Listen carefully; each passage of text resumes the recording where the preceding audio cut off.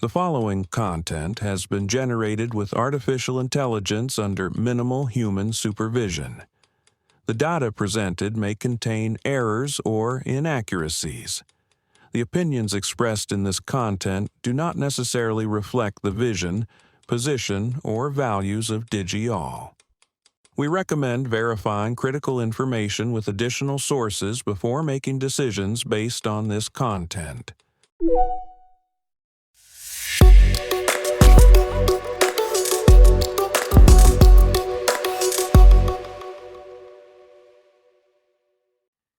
Welcome to DigiAll Tech News. Today is Tuesday, January 6, 2026. I'm Kylie Brooks, and this is where technology becomes clear and engaging. Nvidia just unveiled what could be the most powerful AI computing platform we've ever seen. Wall Street investors are warning about a risk for 2026 that almost nobody's talking about: AI-driven inflation. Russian-aligned hackers are now exploiting Viber to target Ukrainian military personnel with sophisticated malware. A threat actor is claiming they've breached NordVPN's development infrastructure and leaked sensitive source code. Bitcoin just surged past $94,000, and a major geopolitical event might be behind it. Let's start with Nvidia, because honestly, what they announced yesterday at CES is pretty mind-blowing. The platform is called Vera Rubin, and it's now in production with initial products launching in the second half of this year. Now, Nvidia briefly became the world's first $5 trillion company thanks to their AI chips, but they're facing some serious questions about whether we're in an AI bubble. So CEO Jensen Huang had to address the big question: where's all the money coming from for this AI build-out? His answer was fascinating. He said companies are basically reallocating their research budgets from traditional computing to AI. Makes sense, right? But here's what really caught my attention. The Vera Rubin platform includes this server rack called the NVL72 that has more bandwidth than the entire internet. Just let that sink in for a second. They're also introducing a completely new storage system because, and this is crucial, the bottleneck in AI is shifting from compute power to context management. Storage can't be an afterthought anymore when you're building AI agents that need to think, not just respond. Huang demonstrated a tabletop robot assistant that could manage to-do lists and even command a dog off the couch. Things that used to require complex programming are now, in his words, utterly trivial with large language models. The major cloud providers like Microsoft, Amazon, Google, and CoreWeave will deploy Vera Rubin first, along with AI labs including OpenAI, Anthropic, Meta, and xAI. But here's the challenge: nobody wants to be beholden to Nvidia. Rivals like AMD, Qualcomm, Google, and even OpenAI are developing custom chips to reduce that dependence. Now, speaking of that AI build-out, let's talk about the risk that investors say is being completely overlooked: AI-driven inflation. Global stock markets kicked off 2026 with optimism about artificial intelligence. Last year, US indices hit record highs with double-digit gains, and 7 tech giants represented half of the entire market. But here's the thing: while inflation slowed down in 2025, it stayed above the Fed's 2% target.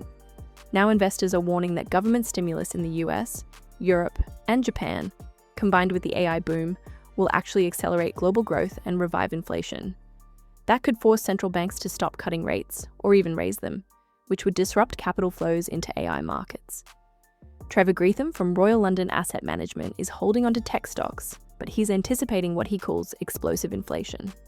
If monetary policy tightens, it would reduce speculative appetite, raise financing costs for AI projects, and erode tech stock valuations. Here's why this matters. The multi-trillion-dollar race to build data centers by companies like Microsoft, Meta, and Alphabet is driving inflation through massive demand for energy and advanced chips. Morgan Stanley is forecasting US inflation above 2% through late 2027, specifically because of AI investments. Deutsche Bank is projecting $4 trillion in data center spending by 2030, and that's going to cause bottlenecks in chips and electricity that spiral costs upward. Some investors are already reducing their exposure to debt without betting on a stock market correction. Others, like Kevin Those at Carmignac, are accumulating Treasury inflation-protected securities to hedge against potential rate hikes that could lower AI valuations. Shifting to cybersecurity, we're seeing an escalation in cyber operations against Ukraine.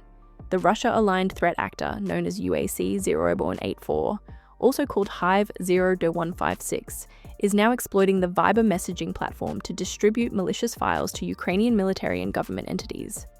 According to the 360 Threat Intelligence Center, this group has maintained high-intensity intelligence gathering throughout 2025. They used to rely on war-themed phishing emails and apps like Signal and Telegram, but now they're sending zip files via Viber that contain multiple Windows shortcut files disguised as legitimate Microsoft documents. These files act as decoys while silently executing something called hijack loader. What happens next is pretty sophisticated. A PowerShell script retrieves a second archive from a remote server. The loader uses advanced evasion techniques like DLL sideloading and module stomping to avoid detection.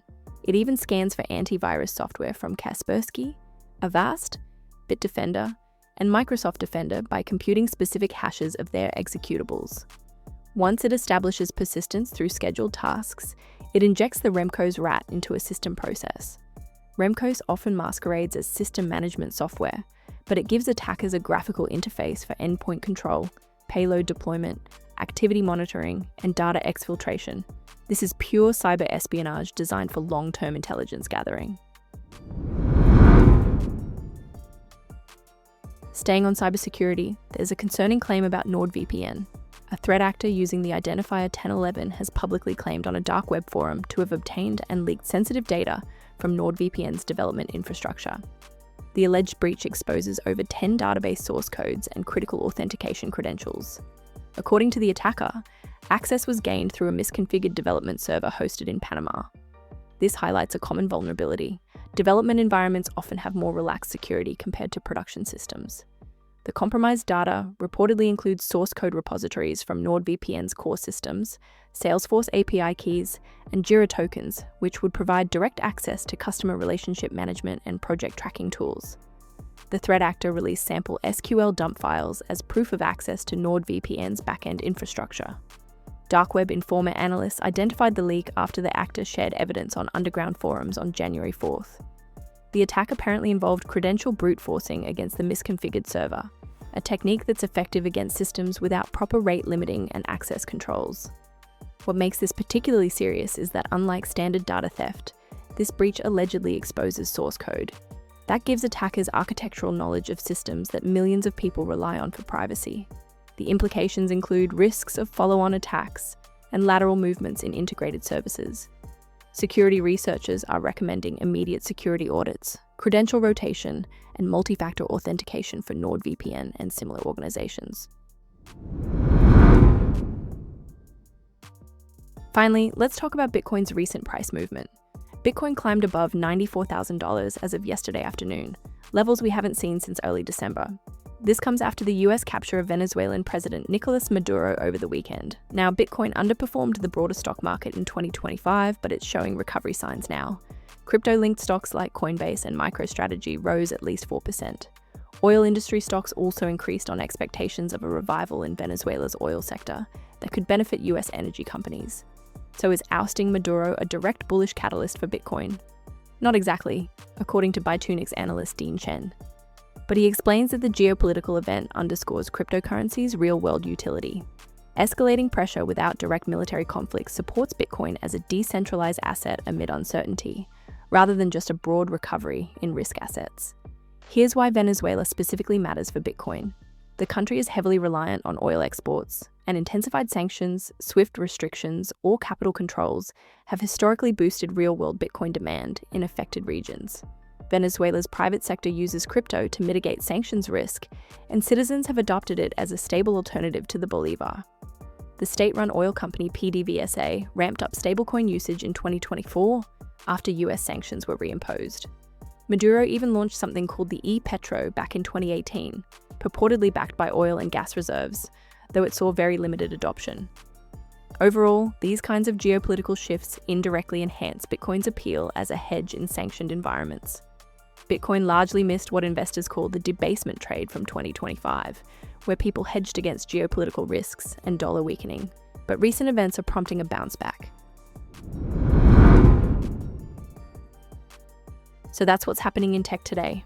we're watching Nvidia push the boundaries of AI infrastructure, investors raising red flags about inflation risks, cyber threats evolving in conflict zones, security vulnerabilities in major services, and Bitcoin responding to geopolitical shifts.